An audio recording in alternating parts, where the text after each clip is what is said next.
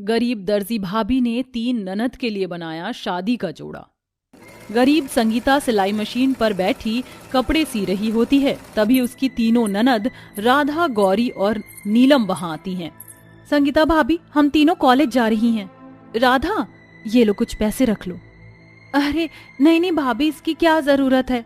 तभी संगीता की नजर तीनों ननद के पहने सूट पर जाती है जो कि पुराने हो चुके होते हैं, और वह उदास मन से कहती है, मैं जानती हूँ, मैं चाहे कितनी भी कोशिश क्यों ना कर लूं, मगर माँ जी की जगह तो नहीं ले सकती। ये पैसे रख लो। शुक्रिया भाभी, अब हम चलते हैं। ननद के जाने के बाद संगीता फिर से कपड़े सीने बैठ जाती है और रोते हुए कहती है, दिन रात इतनी मेहनत से कपड़े सिलने के बाद भी मुझ गरीब दर्जी भाभी की तीनों ननद ने फटा पुराना सूट पहना था। मैं एक अच्छी भाभी नहीं बन पाई। तभी संगीता देखती है कि सिले हुए कपड़े खराब हो गए हैं। हे भगवान, ये क्या, ये ब्लाउज तो खराब हो गया। कामिनी जी ने कितने भरोसे के साथ मुझे ये ब्लाउज सिलने को दिया था, अब तो ये ठीक भी नहीं हो सकता। मैं उन्हें क्या जवाब दूंगी। ये सोचकर संगीता उदास हो जाती है। तभी अनुपमा एक महंगे से लहंगे को सिलने का कपड़ा लेकर आती है। अरे संगीता, अंदर हो क्या? जी हाँ अनुपमा जी, आइए ना। ये लो, ये मेरी बेटी का शादी का लहंगा है, इसे सी देना। 2 दिन में मेरी बेटी सिया की शादी है।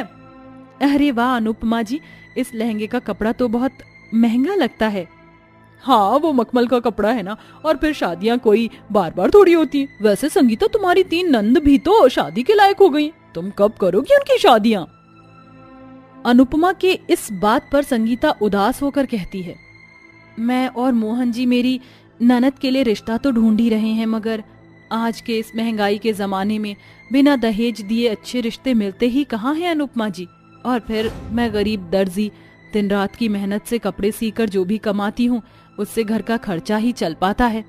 मैं तुम्हारी परेशानियां समझती हूँ संगीता, मगर तुम्हारी तीनों नंद देखने में सुंदर हैं, बिना दहेज के भी रिश्ता तो लग जाएगा। कहो तो मैं ढूंढूं?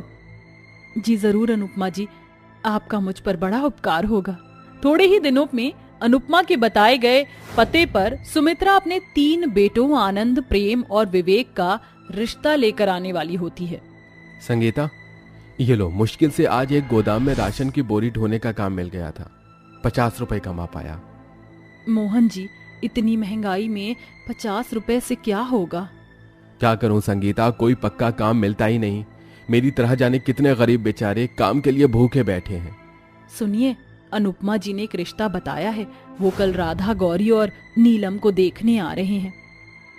गरीबी के चलते बेचारी गरीब भाभी रात भर जाग कर कपड़ों के कतरन जोड़